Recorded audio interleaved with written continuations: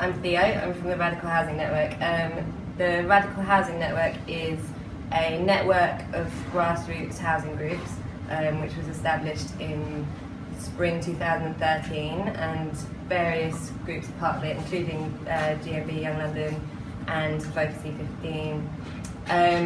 We work with groups in all different localities across London and various different tenures. So some of our members are squatters, some of them are private renters, some of them are fighting the demolitions of their estates, some of them live on boats.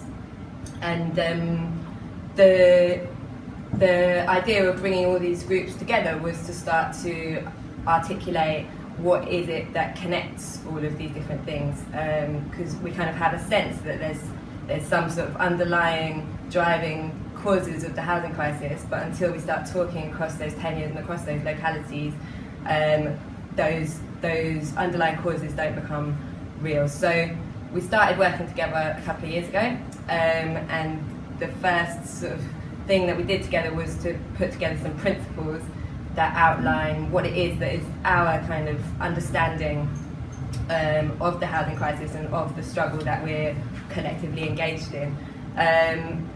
I've got some flyers somewhere that have got the principles on, so I'll put them out. I won't tell you the principles now, but the kind of some of the broad ideas within it are around empowerment and control and community, security and affordability, and the idea that to solve the housing crisis we need systemic change, that it's not about tinkering with the symptoms around the edges, it's about the need for underlying structural change.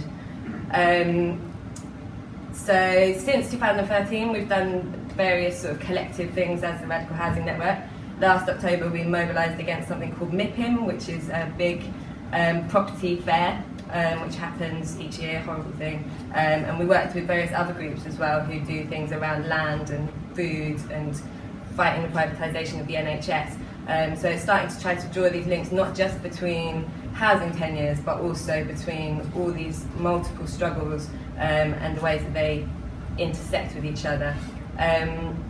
But kind of more importantly than what the network has done is the work of our member groups. The network is a forum rather than a sort of agent, and all the groups within the network have been doing incredible work, building incredible momentum over the last couple of years, and starting to build these relationships of solidarity between groups like Focus E15 supporting at Sweets Way, and numerous other examples across the city. And it's those relationships of solidarity between these groups that are starting to really build momentum for a housing movement in London and in the UK.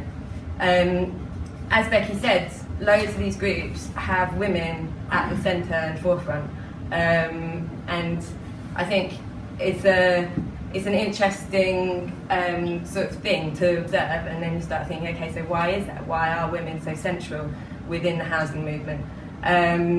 It's not true in all political spaces that you find yourself in. It's actually quite unusual for political spaces, and I think it's fantastic.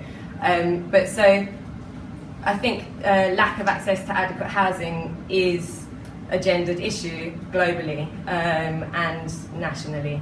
In most cultures, including in our own, it's women and girls who are primarily responsible for sustaining and maintaining the home, and with all the care responsibilities that go with that.